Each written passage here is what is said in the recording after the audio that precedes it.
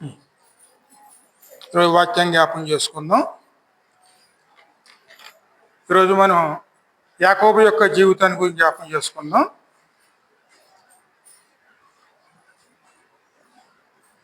యాకోబు యొక్క జీవితం గురించి జ్ఞాపం చేసుకో. యాకోబు ఎవరు?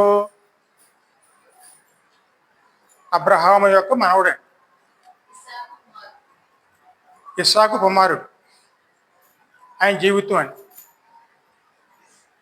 యాకోబులోంచి ఇశ్రాయేలు వచ్చారు. అంటే ఆయన పేరు ఇశ్రాయేలు. ఇశ్రాయేల్ అంటే మనమే.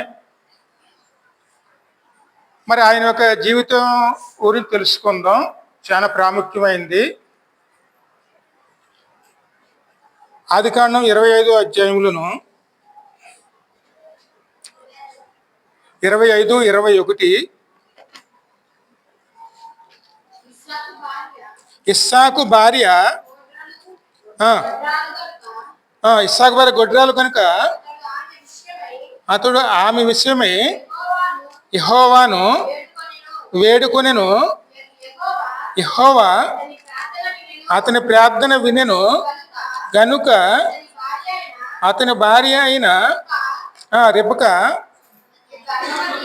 గర్భవతి ఆయను. ఆమె గర్భములో శిశువులు ఒకనితో ఒకడు పెనుగులాడిరి గనుక ఆమె ఇలాగైతే నేను బ్రతుకుట ఎందుకని అనుకొని ఈ విషయమై యెహోవాను అడగ వెళ్ళింది. హల్లెలూయా. మిగిలిన తర్వాత జ్ఞాపకం చేసుకుందాం. మరి ఇక్కడ దేవుడు ఏం చెప్తున్నారు? ఇక్కడ ఇస్సాకు భార్య గొడ్రాలు కనుక అతడు ఆమె విషయమే యెహోవాను వేడుకొనెను. అంటే ఇస్సాకు ప్రార్థనాపరుడండి. అతను ప్రతిరోజు కూడా సాయంకాలం మాటలు పొలంలో ప్రార్థన చేసేవారు. ఆయన ఉదయకాలంలో ఇంటికాడ ప్రార్థన చేసుకునేవారు. పెళ్ళి అయ్యేటోడికి 40 సంవత్సరాలు, 20 సంవత్సరాల వరకు పిల్లలు లేరు. రోజు 20 సంవత్సరాలు రోజు ప్రార్థన చేస్తూనే ఉండేవారు. దేవుడు ఆయన ప్రార్థన ఆలకించారు. ఆయన ఆలకించి ఆ కుటుంబానికి, ఎందుకంటే సంతులేని వారికి సంతానం కలగజేస్తే దేవుని వాగ్దానం ఉంది కాబట్టి వాగ్దానం ప్రకారం దేవుడు ఖచ్చితంగా ఆశీర్వించాడు. అదే గర్భఫలం ఇచ్చారు. గర్భఫలం ఇచ్చిన కాడి నుంచి ఆమె కడుపులోను పెనుగులాట మొదలైందండి. ఎందుకంటే వారికి కవల పిల్లలు దేవుడు అనుగ్రహించారండి.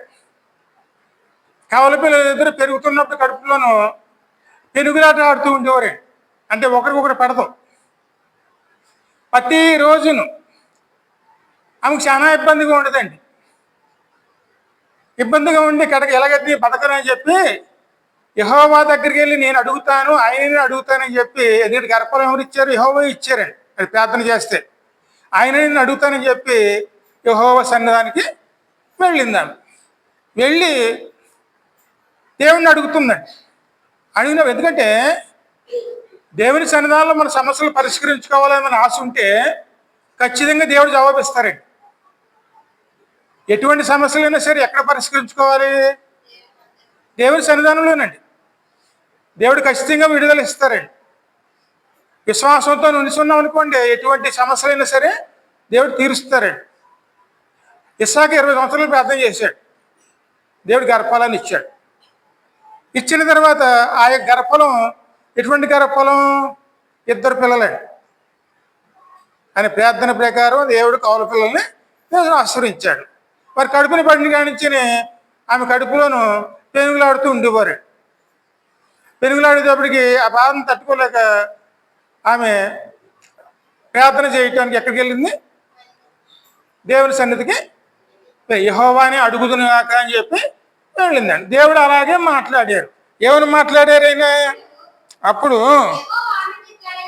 యెహోవా ఆమెతో ఇట్లా, నేను 2 జనములు నీ గర్భములో కలవు, 2 జనపదములు నీ కడుపులో నుండి ప్రత్యేకముగా 2 జనపదములు అంటే 2 వంశాలండి. గొప్ప వంశాలండి అయ్యి. ఈ ప్రపంచం నిండా ఉంటారు వాళ్ళు. మొదటి ఏసావు సంతతి అంటే ఆ పేర్లు కూడాను అతను యాసావు యాకోబు అని పెట్టారు. అంటే వాళ్ళు జన్మించిన విషయంలో వాళ్ళు ఎలా జన్మించారో దాన్ని బట్టే వారి పేర్లు పెట్టడం జరిగిందండి. 2 జనపదములు. మొదటిది ఏదోము. ఏదోము మూల పురుషుడు యాసావు. అదే విధంగాను రెండవ జనపదము ఇశ్రాయేలు. ఇశ్రాయేలు మూల పురుషుడు యాకోబు. ఈ 2 జనపదములు వస్తాయండి అని దేవుడే చెప్పాడు. అతను ఇంకో మాట చెప్పారండి, పెద్దవాడు చిన్నవాడికి దాసుడగును అని కూడా ప్రభువు చెప్పారండి. ఎందుకంటే పిల్లలు పెరిగి మేలేనను కీడేనను చెయ్యక మునిపే దేవుడు ముందుగానే ప్రకటించారు. మేలైనను కీడైనను వారి చెయ్యకుండానట్లు దేవుడు ముందుగానే ప్రకటించారు. ఎందుకంటే సమస్తం ఎరిగి ఉన్నవాడైన మనము తల్లి గర్భములో పిండముగా ఏర్పడక మునిపే మనం ఏమిటో ప్రభువుకు తెలుసు. అని తెలియదంటే ఏమీ లేదండి. ఏసావు ఎటువంటి వాడవుతాడో దేవునికి తెలుసు. యాకోబు ఎటువంటి వాడవుతాడో దేవునికి తెలుసు. అందు గురించే ముందుగానే రెబెక్కకు చెప్పారండి. 2 జనపదములు ఉంటారు, గొప్ప వంశం వాళ్ళు అవుతారు, వాళ్ళు పెద్దవాడు చిన్నవాడు దాసుడు అవుతారు అని ముందుగానే ప్రకటించారు. ఆమె ప్రసూతి కావలసిన దినములు నిండిపోయినప్పుడు ఆమె గర్భమునందు 2 కవలవులు ఉండిరి. మొదటి వాడు ఎర్రని వాడుగా బయటికి వచ్చెను. వారి ఒళ్ళంతయు రోమ వస్త్రం వలె ఉండిన కనుక అతనికి యాసావు అని పేరు పెట్టెను. తరువాత అతని సహోదరుడు బయటికి వచ్చినప్పుడు అతని చెయ్యి ఏసావు మడమను పట్టుకొనేను. చూడండి, పెరుగులాడేవాడు ఏం చేస్తున్నాడు? మొట్టమొదటి పుట్టినవాడు ఏసావు, ఎర్రగా ఉన్నాడు, రోమాలతో ఉన్నాడు కాబట్టి అని ఏసావు అని పేరు పెట్టారు. ఆ తర్వాత పుట్టినవాడు యాకోబు. యాకోబు పుట్టినప్పుడు ఆయన ఏం చేశాడు? ఆయన పెద్దవాడు కాలు మడవను పట్టుకున్నాడండి. మడవను పట్టుకున్నాడు కాబట్టి యాకోబు అని పేరు పెట్టారు. దానికి అర్థం ఏమిటంటే ఎలాగైనా సరే దాన్ని పొందుకునే స్వభావం అండి. తన అన్నగారితో పేరుగులాడినవాడు ఆయన కడుపులోనండి.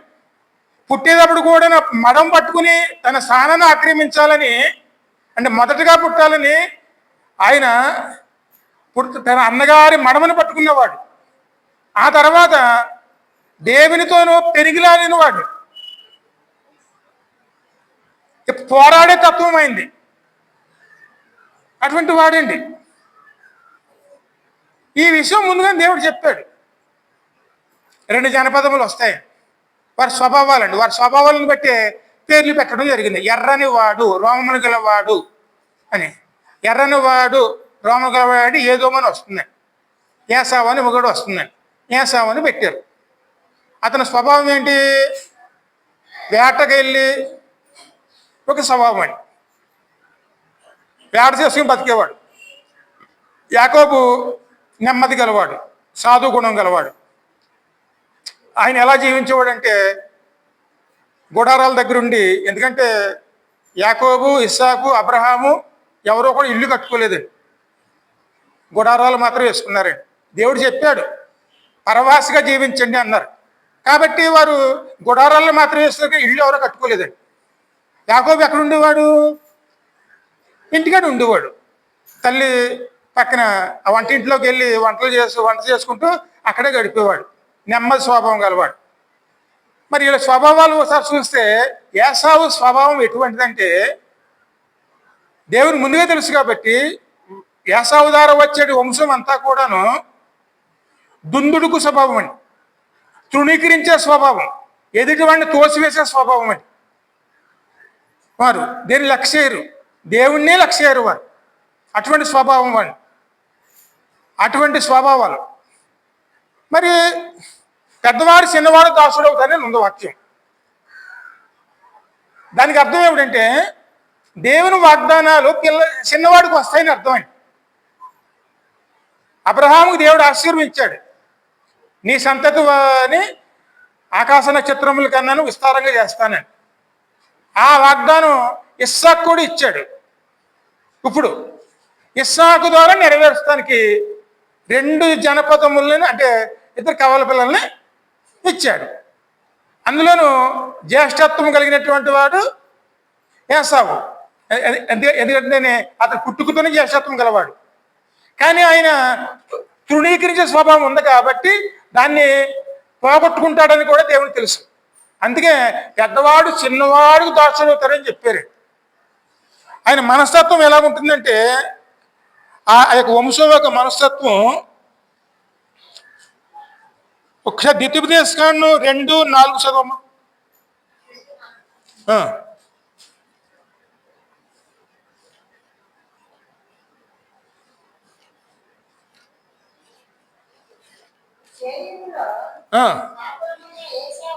ఏసావు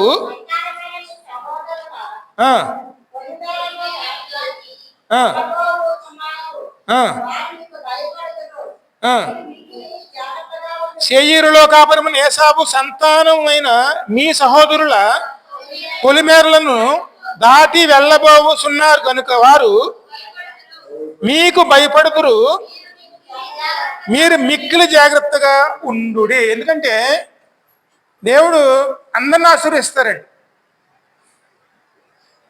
ఏసావుని ఆశీర్వించాడు, యాకోబుని ఆశీర్వదిస్తాడండి. కానీ దేవుడు చెప్పిన మాట ఏమిటి? పెద్దవాడు చిన్నవాడికి దాసుడవుతాడు అన్నారు. అంతేకాని పరలోకం వెళ్ళడు అని చెప్పలేదండి ఆ విషయంలోనే. ఎందుకంటే ఎవరి క్రియలు బట్టి వాళ్ళు వెళ్తారండి.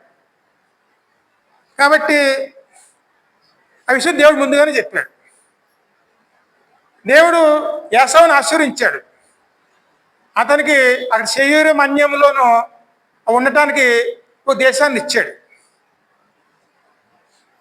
ఇప్పుడు ఐగుప్తులోంచి వెళుతున్నప్పుడు వీళ్ళు ఆ శేయీరు మాన్యం నుంచి వెళ్ళాలి. ఎందుకంటే ఐగుప్తులో బానిసలుగా ఉన్న వాళ్ళు ఎవరు? ఇశ్రాయేలు సంతతి, అంటే యాకోబు సంతతి. వారు ఎర్ర సముద్రం వెళ్ళాలి. ఎర్ర సముద్రం వెళ్ళాలంటే శేయీరు మాన్యం నుంచి వెళ్ళాలి. ఆ మాన్యం ఎవరిది? ఏదోము వారిది. ఏదోము వాళ్ళు ఎవరు?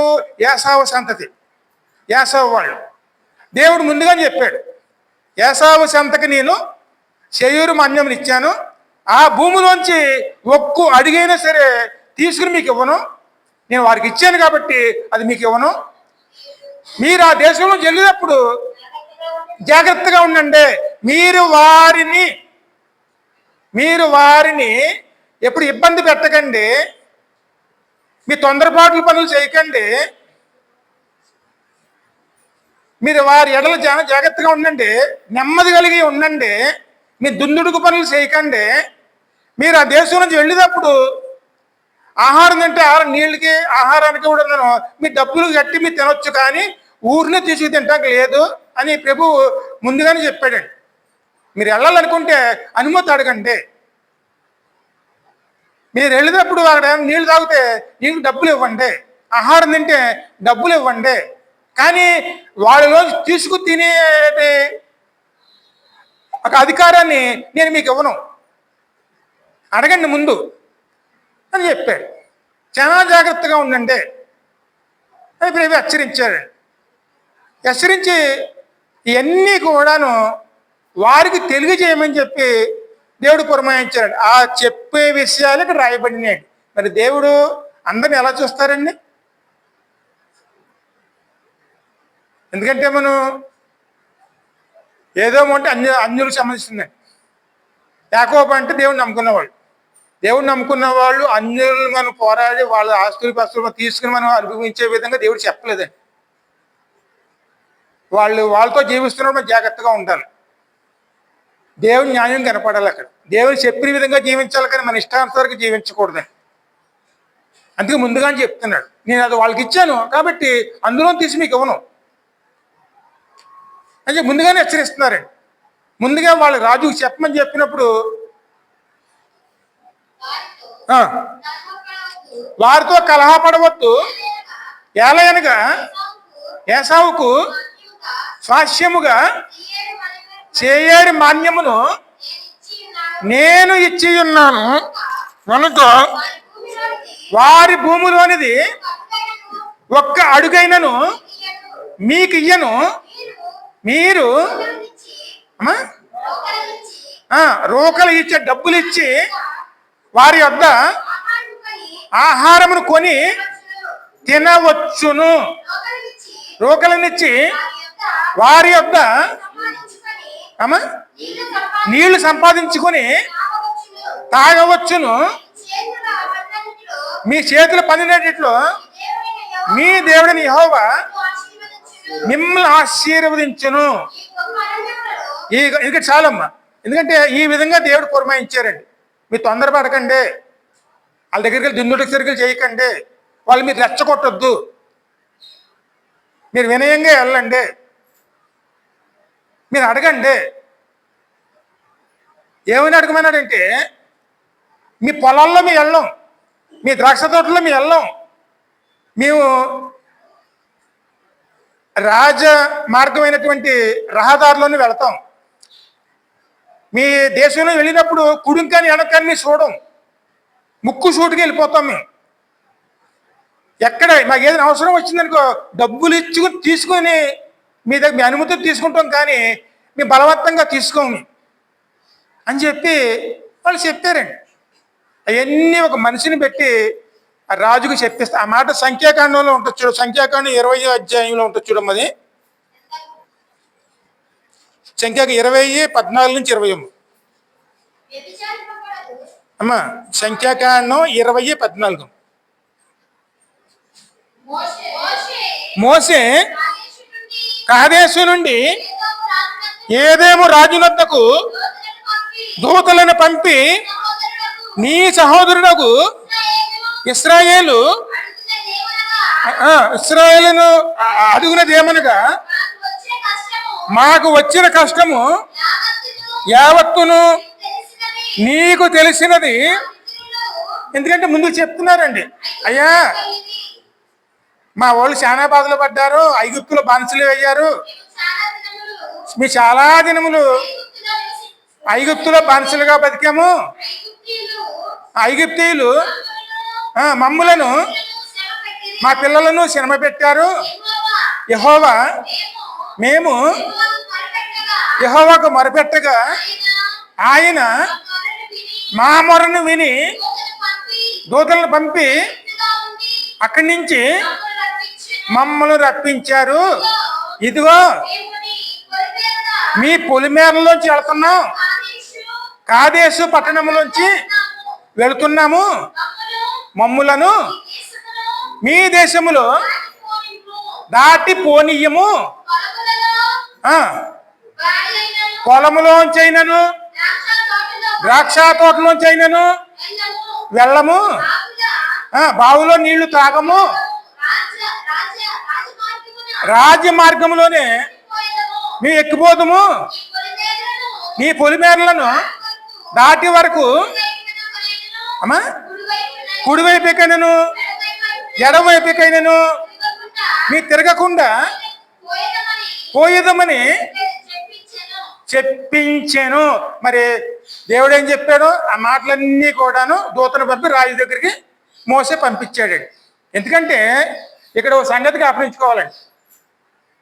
ఎర్ర సముద్రానికి వెళ్ళాలంటే ఈ శేయూరు దేశంలోంచి వెళ్ళాలండి. వెళ్తే 14 రోజుల ప్రయాణం అండి. అడిగి వెళ్ళమన్నాడు. ఆ విషయం చెప్పాడు, ఎన్ని విషయాలు చెప్పాడండి. చెప్పితే ఆయన అంగీకరించలేదండి. ఈ మాటలు ఎవరు చెప్పారు అన్నారు? యెహోవా చెప్పాడని చెప్పమన్నారు. కానీ దేవుని మాటల వాళ్ళు లక్ష్యం లేదండి. దేవుని మాటలు ఏం చేశారు? వాళ్ళు తృణీకరించారు. తృణీకరించి రాజు ఏమన్నా చదువు ఇంకా ముందుకి ఏదో మీల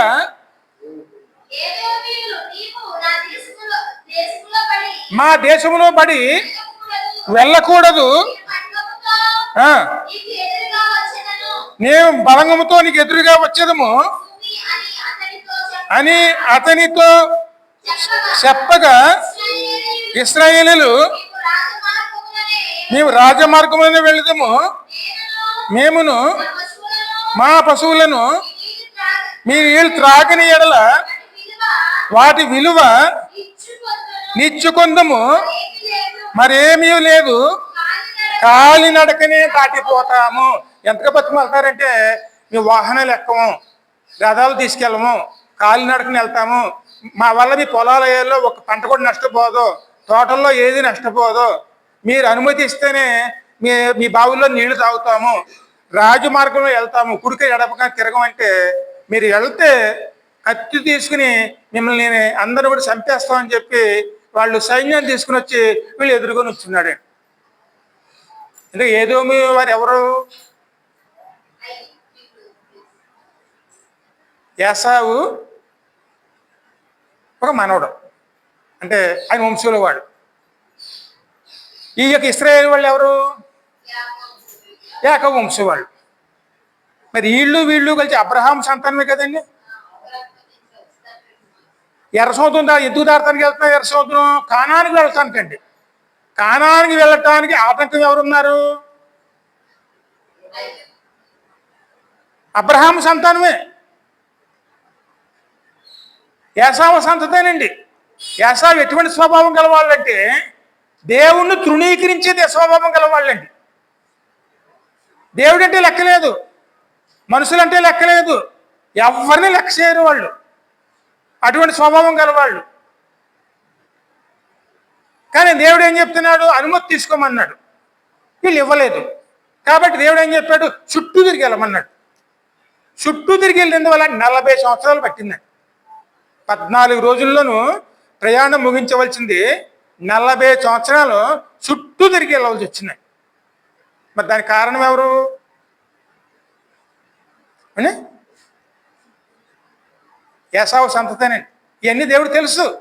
మరి ఇటువంటి సంతతిలోంచి యేసయ్య వస్తాడా? అబ్రహాంకి ఏం వాగ్దానం ఇచ్చాడండి? ఇస్సాకుని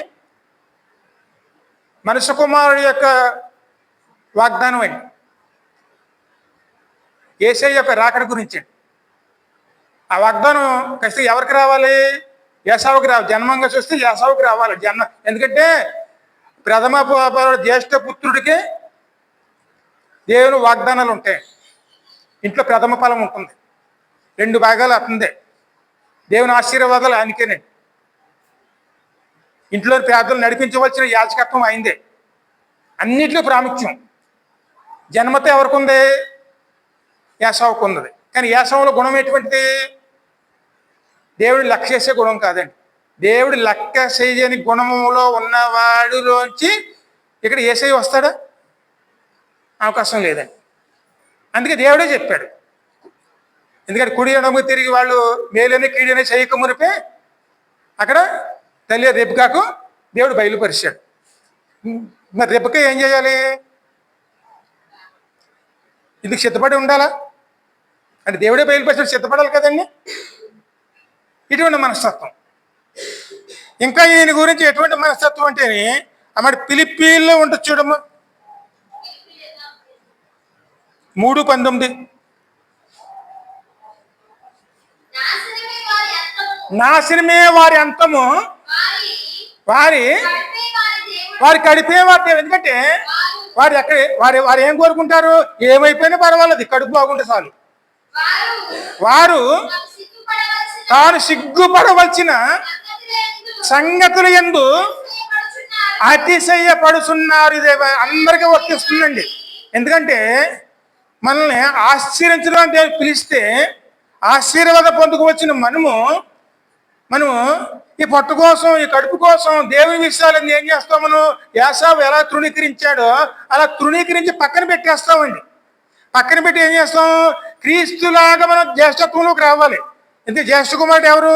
క్రీస్తు ప్రభు. ఆయన స్వరూపంలోకి ఆయనలాగా మనం మారాలండి. మనం కూడా జ్యేష్ఠులుగా మారాలండి. అది మనకి ఇచ్చే దేవుడి ఆశీర్వాదం. కానీ దాన్ని మనం ఏం చేసుకుంటామండి? చిన్న చిన్న అవసరాల కోసం దాన్ని తీసి పక్కన పెట్టేస్తామండి. మరి యేసయ్యని మరి ఎన్ని నాణ్యాలకు అమ్మేశాడండి అమ్మా? ఆ రోజు యేసయ్యని ఎందుకు అమ్మేశాడు ఆయన? యేసయ్య కూడా ఉంటే మాకేం తప్పు లేదు, నేను ఒకటి అనుకుంటే ఒకటి అవుతుంది, అమ్మేస్తే ఒక 30 నాణ్యాలు వస్తాయి కదా, ఆ డబ్బులు తీసుకుంటే నేను బాగుపడవచ్చు అని చెప్పి 30 నాణ్యాలకు అమ్మేశాడు. మరి ఈ రోజుల్లో మనం అనేక మంది మనం ఏం చేసే పని ఏమిటి? దేవుని సన్నిధానానికి ఏదో ఏదో పని ఉందని చెప్పి మనం ఏం చేస్తాం? దేవుని పని ముఖ్యమా, లేకపోతే దేవుని సన్నిధానం ముఖ్యమా, లేకపోతే మన ఈ లోక పని ముఖ్యమా?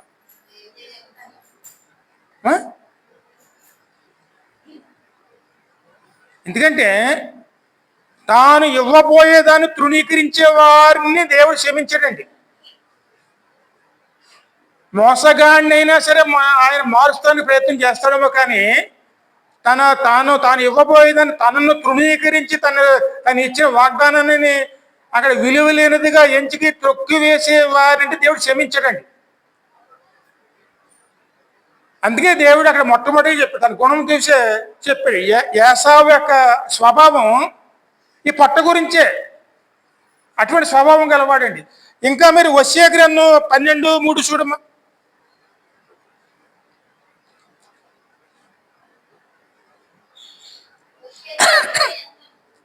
12:3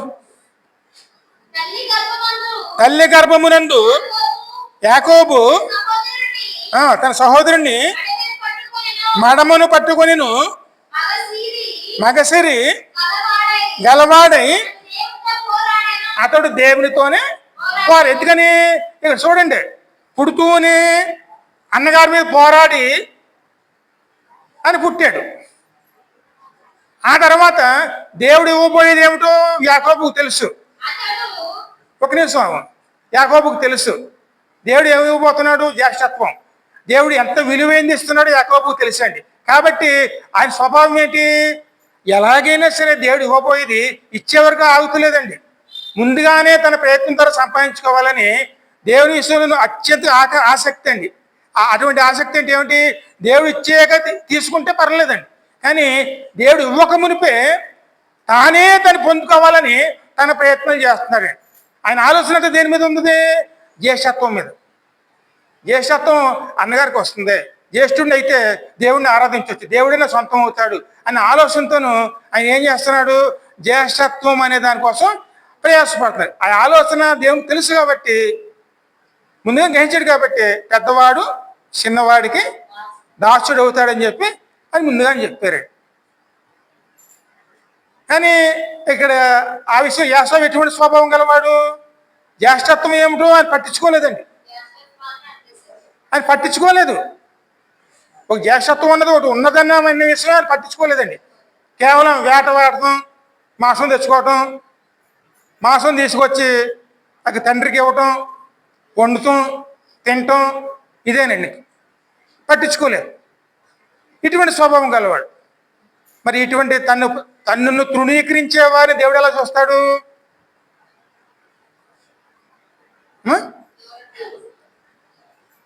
అదే విషయం అండి. అదే రోమీలకు రాసిన పత్రిక చూడము 9వ అధ్యాయంలో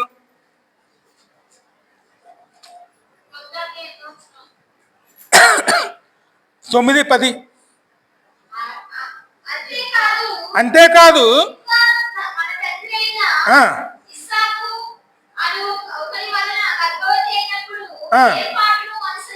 ఏర్పాటును అనుసరించి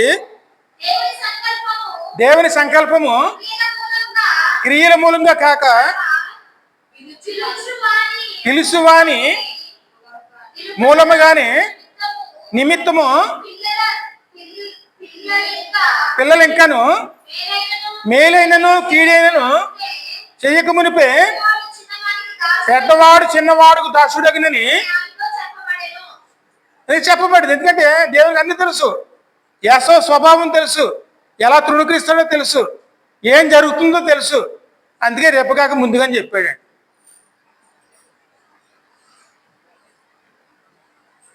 ఎందుకంటే ఇక్కడ 2 రకాల స్వభావం గల వాళ్ళు ప్రపంచంలో ఉంటారండి. దేవుణ్ణి ఎలాగైనా సంపాదించుకోవాలని ప్రయాసపడేవారు కొంతమంది ఉంటారండి. దేవుణ్ణి కాదని తృణీకరించి బతికేవారు కొంతమంది ఉంటారండి. అంటే ఉంటే వెచ్చగానే ఉండు, లేక చల్లగానే ఉండు. నిలువెచ్చగా ఉంటే ఉమ్మి వేయబడతావు అని చెప్పి వాక్యం చెప్తున్నాను. ఇప్పుడు ఏ వంశంలో చేసే వస్తారు? యాకోబులో వచ్చాడు. ఎందుకంటే యాకోబు మోసగాడే,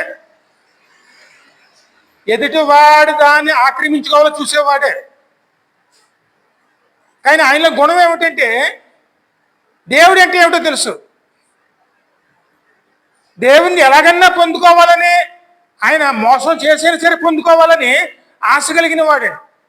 ఎలాగైనా పోరాడాలి, ఎలాగైనా దేవుడిని సంపాదించుకుని దేవుని ద్వారా ముందుకు వెళ్ళాలని చెప్పి ఆశపడే మనసు గలవాడు. అటువంటి ఆయన ఎలాగైనా దేవుడు మార్చుకుంటాడు. కానీ దేవుని ఆశీర్వాదాన్ని అక్కడ తృణీకరించిన వాడు ఏసావు. జ్యేష్ఠత్వం తెలిసి ఉండి కూడాను జ్యేష్ఠత్వాన్ని కేవలం ఆయన ఎప్పుడు సులకనగా చూసాడు. ఏ విధంగా అంటే వాక్యం ముందుకు వెళ్తే కనపడుతుంది ఇటువంటి స్వభావం గలవాడు. ఈ స్వభావాలే అక్కడ ఇద్దరు కవల పిల్లలుగాను వచ్చారండి.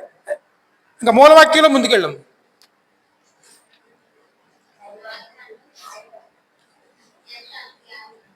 అది కానీ 25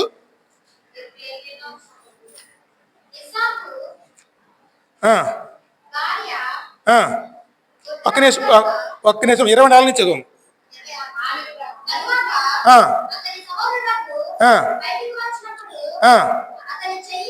అతని చెయ్యి ఇస్సాకు మడిమెను పట్టుకొని ఉండెను కనుక అతనికి యాకోబు అని పేరు పెట్టెను. ఆమె కనినప్పుడు ఇస్సాకు 60 ఏండ్ల గలవాడు. ఒకసారి వస్తుంది చూడండి, 40 సంవత్సరాలు పెళ్ళయింది. ఆయన వయసు 40. ఎప్పుడు పిల్లలు లేరు. వీళ్ళిద్దరు పుట్టినప్పటికి ఎన్ని వయసు? 60 సంవత్సరాలు. 60 సంవత్సరాలు ప్రార్థన చేస్తారా? అంటే ఆ 40 నుంచి 60 సంవత్సరాలు అంటే 20 సంవత్సరాలు ప్రార్థన చేయగలుగుతారా? ఒకే ప్రార్థన, ఒకే విషయంలో ఎన్ని రోజులు ప్రార్థన చేయగలుగుతారు మీరు?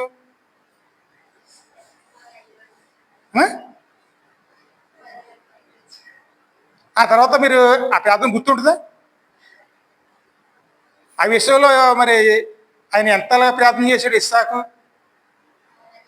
20 సంవత్సరాలండి ప్రార్థన. ఇందుకే ఇంటి యజమానులు ఏముండాలండి? ప్రార్థనలో పోరాడాలి, పెనుగులాడాలండి. దేవుడు ఇచ్చే వరకు కూడా ఓపిక పట్టాలి. అక్కడ మనకి ఎప్పుడు నిరుత్సాహం రాకూడదండి. అందుకు దేవుల్లో నిలిచిని దాన్ని సంపాదించుకునే వారుని ఉండాలి. అందుకే ఇస్సాకు చూడండి, ఆ విధంగా ప్రార్థన చేస్తే దేవుడు ఆలకించాడు. ఈ యొక్క గర్భఫలం మూసి ఇస్సాకు భార్య రెబ్బెకా ప్రార్థన చేసిందా, ఇస్సాకు ప్రార్థన చేశాడు? మీ ఇంట్లో అవసరాల కోసం ఎవరు ఎక్కువ ప్రార్థన చేస్తారండి? ఆడవాళ్ళు ప్రార్థన చేస్తారా, మగవాళ్ళు ప్రార్థన చేస్తారా? ఇక వాక్యం ఏం చెప్తుంది? ఇంటి యజమాని బాధ్యత, దేవుళ్ళని నడిపించవలసిన బాధ్యత ఇంటి యజమానిదేనే. ఇంకేంటి మనం ఎప్పుడు మౌనంగా ఉండకూడదు. అంటే కుటుంబం కట్టుకోవాలన్నా, కుటుంబం బాగోవాలన్నా ఇంటి యజమాని బాధ్యత దేవుళ్ళు నడిపించడం, దేవుని ద్వారా ముందుకు వెళ్ళటం అని. ఆ బాధ్యతలో నమ్మకం ఉన్నాడు కాబట్టి 20 సంవత్సరాలు పోయాక కూడా దేవుడు జ్ఞాపకం చేసుకుని గర్భఫలాన్ని ఇచ్చాడు. వాళ్ళు ఎలా పుడతారో కూడా దేవుడే చెప్పాడు. వారి పేర్లు కూడా దేవుడే పెట్టాడు. వాళ్ళ స్వభావాలు కూడా ఎలాంటి ఏమిటో కూడా దేవుడు చెప్పాడు. వాళ్ళు ఏమవుతారో దేవుడు చెప్పాడు. అదే దేవుడిని నడిపింపండి. ఇప్పుడు దేవుడిలో మనం మౌనంగా ఉండకూడదండి. ఇంటికాడైనా సరే, మందిరంలో సరే ప్రార్థన అనేది ఎప్పుడు ఉండాలండి. అది ఎవరు చేయాలి? ఇంటి యజమాని బాధ్యత. పిల్లల్ని ఎందులో పెంచుకోవాలండి? దేవునిలో పెంచుకోవాలండి. కుటుంబంలో సమస్యలు ఎలా తీర్చుకోవాలి? దేవుని ద్వారానండి. అలా ఉన్నామనుకోండి, ఖచ్చితంగా దేవుని చిత్తాలు మనలో ఎప్పుడు నెరవేరుతూ ఉంటాయండి. ఈ విధంగా వచ్చారు, పుట్టారండి. పుట్టిన తర్వాత ఇద్దరి పేర్లు యాసాబు, యాకోబు అని పేర్లు పెట్టారు. అప్పటికి ఆయన వయసు 60 సంవత్సరాలు. చదవమ్మ. చిన్నవాడు ఎదిగినప్పుడు ఏసావు వేటగాడై ఉన్నాడండి. ఏసావు ఎటువంటి వాడు? వేటగాడిగా ఉన్నాడు. నేర్పరి అయి అరణ్యవాసిగా ఉన్నాడు. యాకోబు సాధువై గుడాములో ఉన్నాడు. ఇస్సాకు యాసావు తెచ్చిన వేట మాంసములు తినుచుండెను కనుక అతన్ని ప్రేమించాను. ఇక్కడ ఇంకో విషయం అండి, ఇద్దరు వేటగాడు ఒకడు, ఇంట్లో ఉండేవాడు ఒకడు. ఇస్సాకు ఎవరిని ప్రేమించాడు? ఎందుకు ప్రేమించాడు? వేట మాంసం తెస్తున్నాడు తింటాను అని చెప్పి వాడంటే ప్రేమించాడండి. మరి ఈ ఈ తల్లి చిన్నోడిని ఎందుకు ప్రేమించింది? పైడి సొంగు పెట్టుకుని తిరుగుతూనే ఉండేవాడు ఎప్పుడు. ఇంకా తల్లి నోట్లో నాలుక. ఏదో చిన్న పని ఉందనుకోండి, ఆయన యాకోబాని పిలిచి చెప్తే అందుబాటులో ఉండేవాడు. అందుకు ఎప్పుడు తల్లి ఎవరిని చూసేది? చిన్నవాడినే చూసేది. ఈయనేమో మంచి మాంసం తెస్తున్నాడని చెప్పి పెద్ద కొడుకుని ప్రేమించాడు. ఈవిడేమో తన చుట్టూ తిరుగుతున్నాడని చెప్పి యాకోబుని ప్రేమించింది. మరి ఒక ఇంట్లో 2 రకాల తూనికిరాళ్ళు ఉంటే ఎలా ఉంటుంది?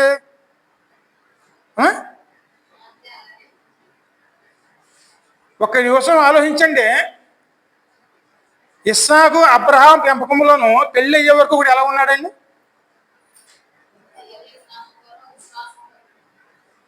బలికి తీసుకెళ్తున్నప్పుడు తండ్రికి లోబడ్డాడు, దేవునికి లోబడ్డాడు, బలి అవ్వడానికి సిద్ధపడ్డాడు. ఎందుకు ఏమిటి అని చెప్పి దేవుడిని ఆయన ధిక్కరించలేదండి. దేవుడు ఏమి చెప్తే చేయమన్నాడు. అంటే దేవుని ఎక్కువగా ప్రేమించాడు. అబ్రహాం అంతే, దేవుని ప్రేమించాడు, కొడుకుని ప్రేమించలేదండి. దేవుడు ఏం చెప్పాడో తన కొడుకు ఎడల అదే చేశాడు. అది ముందుగా జరిగిన ఇస్మాయిల్ విషయంలో కూడా దేవుడు ఏం చెప్తే అదే చేశాడు. ఇప్పుడు ఇస్సాకు విషయంలో దేవుడు ఏం చెప్తే అదే చేశాడు. పిల్లల్ని ప్రేమించి దేవుని ప్రేమించాడు. మరి ఇస్సాకు ఎవరిని ప్రేమిస్తున్నాడు?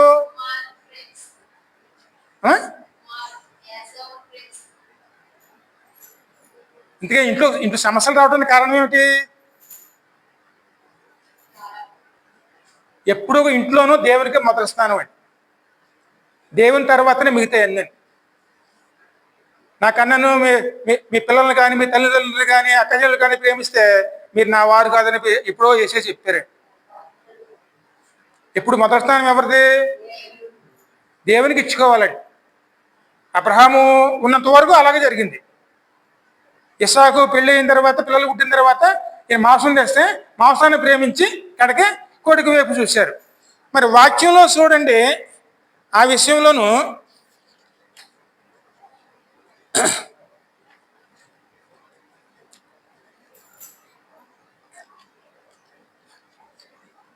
సరే వాక్యం ద్వితీయోపదేశకాండం చూడమ్మా. ఒక్క నిమిషం.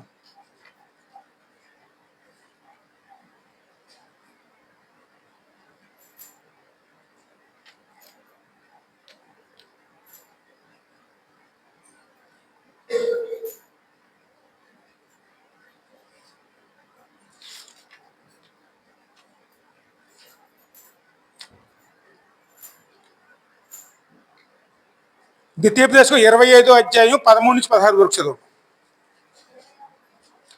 25 అధ్యాయంలో 13 నుంచి 16 వస్తున్నారు. హెచ్చు తగ్గులు గల వేరు వేరు తూనికరాళ్ళు నీ సంచిలో ఉండకూడదు. హెచ్చు తగ్గులు గల తూములు నీ యొద్ద ఉండకూడదు. నీ దేవుడైన యెహోవా దేశములో నీకు ఇచ్చిన దేశములో నీ దీర్ఘాయుష్యమంతుడు అవునట్లు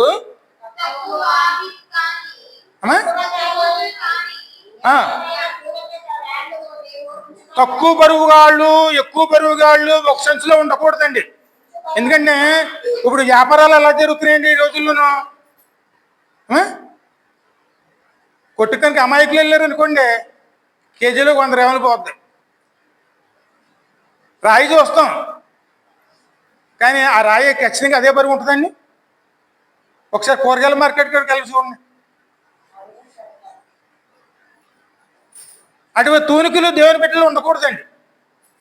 హెచ్చుతగ్గుల రాళ్ళు, హెచ్చుతగ్గుల తూములు అటువంటి ఉండకూడదండి. ఒకటే దూకం, ఒకటే మాట. ఎందుకంటే ఇద్దరు పిల్లలు ఉన్నారనుకోండి, ఇద్దరిని ఒకలాగే చూడాలి.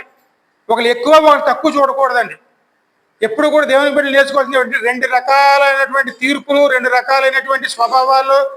అటువంటి స్వభావాలు ఎప్పుడు కూడా దేవుడు సహించే దేవుడు మాత్రం కాదండి. ఎందుకంటే దేవుడు అందరికీ ఒకే విధంగా చూస్తున్నారండి. మరి ఆకాశంలో నుంచి ఇచ్చే ఇచ్చే వర్షం ఎవరి కోసం వస్తుంది? అందరికి సమానంగా ఇస్తున్నాడు, ఒక ఎక్కువ తక్కువ ఇస్తున్నారు. అందరూ ఒకలాగే చూస్తాడు దేవుడు. మరి దేవుని బిడ్డలు కూడాను అలాగే చూడాలి. కానీ పెద్ద కొడుకు అంటేనే ఆయనకి ప్రేమ, చిన్న కొడుకు అంటే ఈమెకు ప్రేమ. ఎందుకని మరి ఈ రకంగా ఉంటే దేవుణ్ణి ఎలా పెంచగలుగుతారండి పిల్లల్ని?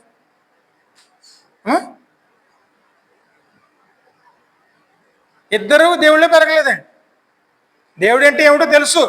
పెద్దోడేమో దేవుడు తృణీకరించే మనసు, లెక్క చేయడు. చిన్నోడేమో దేవుడు అంటే తెలుసు, కానీ మోసాలు చేస్తాడు. మరి అబ్రహాం కుటుంబం ఎలాగున్నది? ఇస్సాకు కుటుంబం ఎలాగున్నది?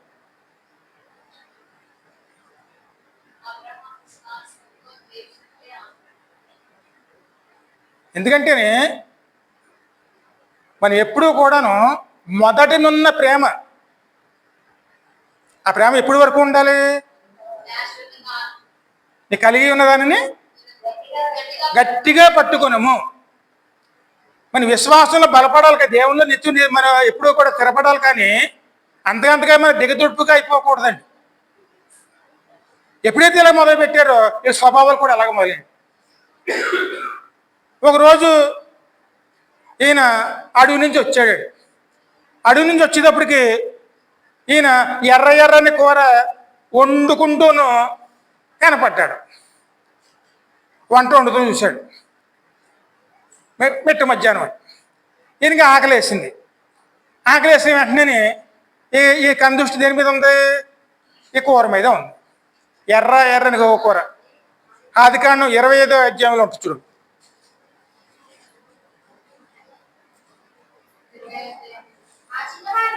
ఆ చిన్నవాడు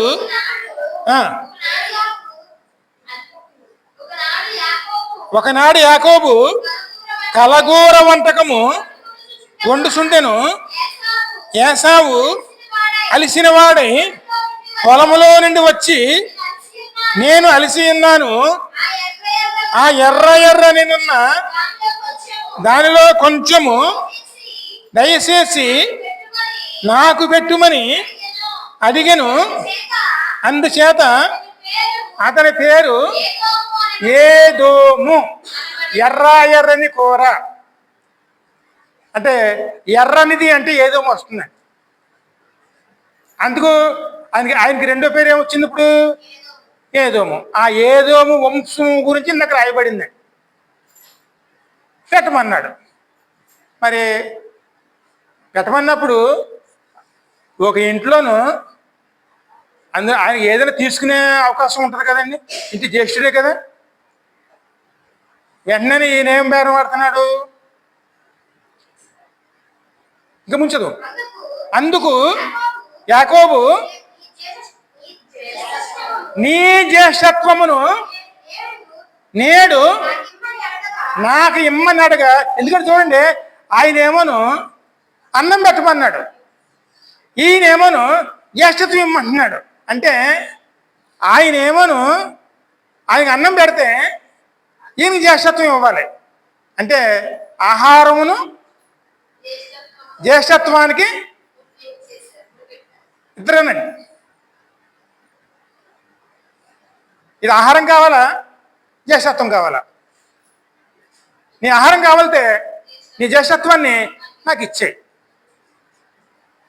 జ్యేష్ఠత్వం అంటే యేసే స్వరూపం అండి. యేసే స్వరూపంలో మారదామా, లోకంలో ఉన్నదాన్ని సంపాదించుకుందామా? ఇందులో ఏది కావాలి మనకి?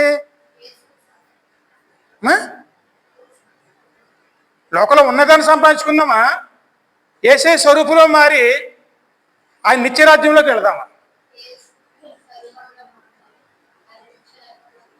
కసిదే పరీక్ష అండి వచ్చింది. ఈయనకి అది విషయంలో ఏమిటో యాకోబుకు తెలుసు. ఎలాగైనా సంపాదించుకోవాలి, అన్నగారిని మోసం చేయడానికి సిద్ధమే.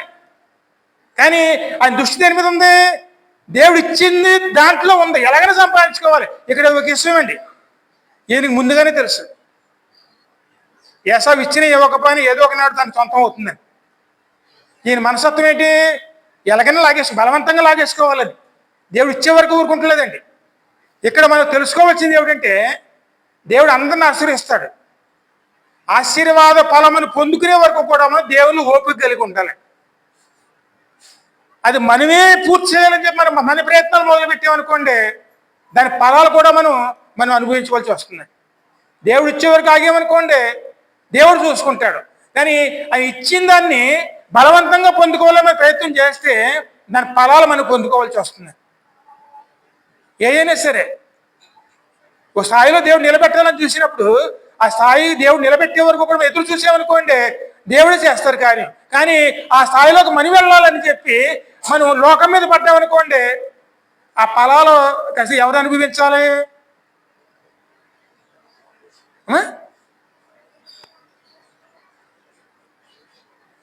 ఎందుకంటే ఏసావు ఇస్సాకు చూడండి, క్రమంగా వృద్ధి చెందిన వాక్యంలో ఉందండి. అంటే దేవుని ఆశీర్వాదాన్ని బట్టి ఇత్తనం వేయగా క్రమంగా నూరంతర ఆశీర్వాదం పొందుకున్నాడు. ఆ ఆశీర్వాదం కోసం మనం దేవుడు ఇచ్చే వరకు కాకుండాను మన ప్రయత్నం చేసి దాన్ని ఎలాగైనా బలవంతంగా పొందుకునే ప్రయత్నం చేస్తే అంటే దేవుడి చేతులు లాక్కోగలం? ఎప్పుడు మనలో ఏముండాలి? ఓర్పు, సహనం, పట్టుదలగల ప్రార్థన, పేనుగులాడాలి. ప్రార్థనలను మర్చిపోకూడదండి. ఇవాళ చేసే ప్రార్థన మర్చిపోకూడదు. దేవుడు ఇచ్చే వరకు కూడా మనం పెనుగులాడి దేవుని సంపాదించుకునే వారిని దేవునిలోంచి వృద్ధి పొందాలండి. కానీ ఇక్కడ యాసవా పని చేయట్లేదండి. ఎలాగైనా పొందుకోవాలని ఆశ ఉన్నాడు కాబట్టి తనకు వచ్చిన అవకాశాన్ని ఏం చేసుకున్నాడు? యాకోబు ఉపయోగించుకున్నాడు. వెంటనే బేరం పెట్టేశాడు. అంటే ఇటువంటి బేరం, నీ జ్యేష్ఠత్వాన్ని ఇస్తే నీకు నేను ఆహారాన్ని ఇస్తాను. ఆ సమయంలో అన్నాడు, నీ చచ్చిపోయేలాగా ఉంటేనే నా జ్యేష్ఠత్వం నేను ఏం చేసుకుంటాను అంటే, ఒక గంట ఆహారం తినకపోతే చచ్చిపోతామండి. అంటే ఒకరోజు ఉపవాసం చేస్తే చచ్చిపోతామా? ఒకరోజు కూడా కాదు, ఒక గంట. ఆయన ఆలోచన ఎలాగుంది? నేను సావబోతున్నాను అంటే పిలిపిలు ఏమన్నాడు? వారు కడిపేవారు దేవుడు. దేవుడు కావాలా, కడుపు నింపుకోవాలా? మనకి దేవుడు కావాలా లేదా మరి కడుపు నింపబడాలా? ఇదే ప్రశ్న అండి. ఆయన ఏమన్నాడు? నేను చనిపోతున్నాను, చనిపోయేటప్పుడు నీకు జ్యేష్ఠత్వం నాకెందుకు అని చెప్పి దాన్ని తృణీకరించా, దాన్నే కాళ్ళతో తొక్కేయటం అని సంతోషంతో ఇచ్చేసాడు కూర. జ్యేష్ఠత్వాన్ని పొందుకున్నాడు. మా చదువు లాస్ట్ క్వశ్చన్లో ఉంటుంది. యాకోబు తనతో ప్రమాణం చేయమనను, అతడు యాకోబుతోను ప్రమాణము చేసి అతనికి జ్యేష్ఠత్వమును అమ్మివేయగా యాకోబు ఆహారమును ఇచ్చెను, చిక్కుడుకాయల వంటకమును ఏసావుకు ఇచ్చెను. అతడు తిని త్రాగి లేచిపోయెను. అట్లు ఏసావు తన జ్యేష్ఠత్వమును తృణీకరించెను. ఇది చాలా ప్రమాదం అండి. ఇందులో ఏప్రిల్లోనే ఉంటుంది, 12వ అధ్యాయంలో ఉంటుంది. ఒక్క పూట కూటి కోసం జ్యేష్ఠత్వమును అమ్మి వేసిన ఏసావు లాంటి భ్రష్ట మనసు ఇలా ఉందేమో చూసుకుని ఒక్క పూట కూటి కోసం ఏమమ్ముకున్నాడండి? ఏసయ్య వచ్చే వంశం అవ్వాలండి ఆయన. కానీ ఆ యొక్క వంశాన్ని నాకు ఏసయ్య అవసరం లేదని చెప్పి అది తృణీకరించుకున్నాడండి. దేవుడు దేనైనా ఆయన క్షమిస్తాడేమో, కానీ తన కుమారుణ్ణి ఎవరైనా తృణీకరిస్తే దేవుడు క్షమించడండి. ఆయన లోకరక్షకుడిగా వచ్చాడండి. ఆయన మనం తృణీకరించకూడదండి. ఆయన ద్వారా మనం ఈ లోకాన్ని దాటేవారు ఉండాలి. దేవుడు లోకాన్ని ఎంతగానో ప్రేమించి తన అద్వితీయ కుమారుని ఇచ్చాడు. ఆ వాగ్దానమే ఇక్కడ ఇస్సాకు ద్వారా నెరవేర్చడానికి దేవుడు ఇచ్చిన వాగ్దానం. ఆ వాగ్దానం ఏసావు ఏం చేసుకున్నాడు? ఒక్క పూట కూటి కొరకు కాలుతో తొక్కేసాడండి. కాలుతో తొక్కేస్తే ఎలాగ ఉంటుంది మరి ఆయనకి? అందుకే ఆయన అన్నాడు, ఏసావుని దేశించి తిని యాకోబుని ప్రేమించి తిని. యాకోబు ఎవరు?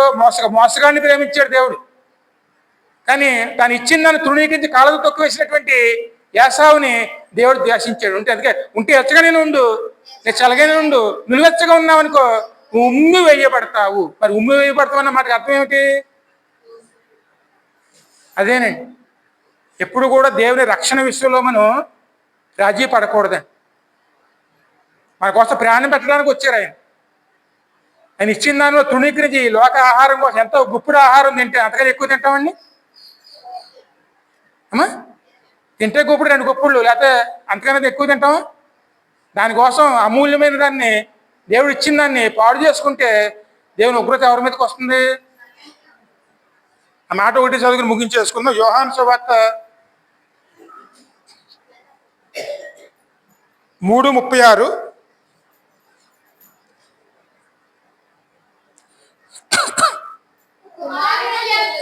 కుమారుని యందు విశ్వాసం ఉంచువాడే నిత్య జీవము గలవాడు, కుమారునికి విధేయుడు కానివాడు దేన్ని జీవమును చూడడు గాని దేవుని ఉగ్రత వాని మీద నిలిచి ఉండును. దేవుని వాగ్దానం కుమారుడు మనకు అనుగ్రహించబడ్డారు. ఒక పూట కూటి కోసం మనం దాన్ని పోగొట్టుకుంటే ఈ శరీరం ఆత్మ ఎక్కడికి వెళ్ళవలసి వస్తుందండి? నిత్య నరకానికండి. దేవుని ఉగ్రత ఎక్కడుంది? అక్కడేనండి.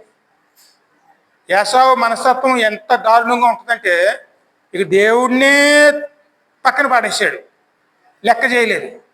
ఆయన ఇచ్చిన ఆశీర్వాదాన్ని కేవలం తృణీకరించాడు. ఒక పూట ఆహారంతో పోల్చాడు, ఆహారంతో సమానం చేశాడు. ఆయన పెళ్ళి ఎలా చేసుకున్నాడు?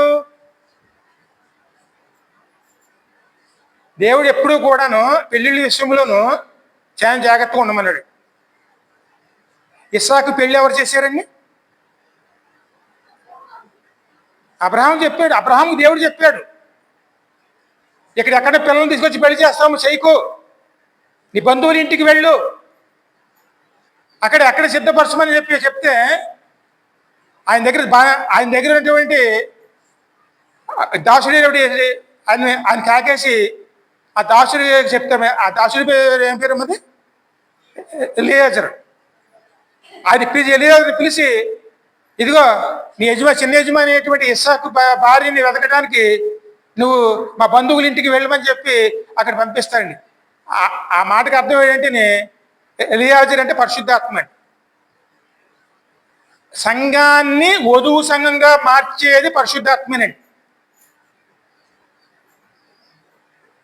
అలాగని దేవుడు సిద్ధపరిచిన విధంగా వివాహం జరిగించుకోవాలి, కానీ ఇష్టానుసారంగా వివాహాలు చేసుకోకూడదండి.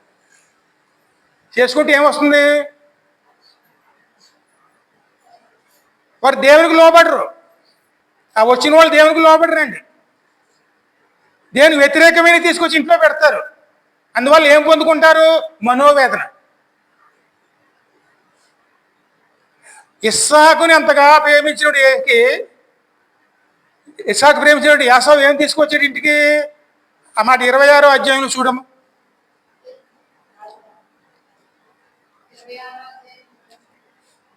34, 35 వచ్చిన చదువు ముగించేసుకుందాం. ఏసావు 40 సంవత్సరాలు గలవాడినప్పుడు హిత్తీయుడైన బెయోరు కుమార్తెయగు యహాదేమును హిత్తీయుడైన ఏలాను కుమార్తెయగు తసెమెతు పెళ్లి చేసుకొనెను. మీరు ఇస్సాకును రిబ్కాకును ఏం తీసుకొచ్చారా ఇంటికి? మనశ్శాంతి లేదు ఇద్దరికనే. రిబ్కా చనిపోయే వరకు, ఇస్సాకు చనిపోయే వరకు మనశ్శాంతి లేదండి. కారణం ఏమిటి? పెళ్ళి. పెళ్ళి అంటే ఏమిటి? జీవితాన్ని కట్టుకోవటం అని, అంటే ఒక కుటుంబాన్ని ఏర్పరచుకోవటం. ఎందుకంటే ఒక నాగలకి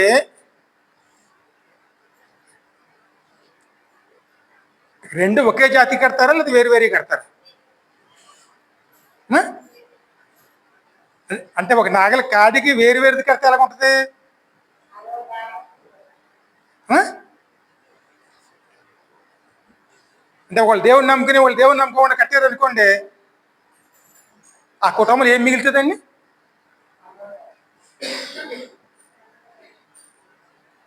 ఇసాకు పట్టించుకోలేదు, యాకోబు పట్టించుకోలేదు, తను పెళ్లి చేసుకుని తీసుకొచ్చుకున్నాడు. అది తీసుకొచ్చిన పిల్లలు ఎవరు? హిత్తీయులు. హిత్తీయులు అంటే శరీరాశులు. అంటే మనకి అర్థం ఏమిటి? శరీరాశులు. శరీరాశులు మన కుటుంబంలోకి నిలుపుకుంటే ఆ కుటుంబం ఏమైపోతుందండి?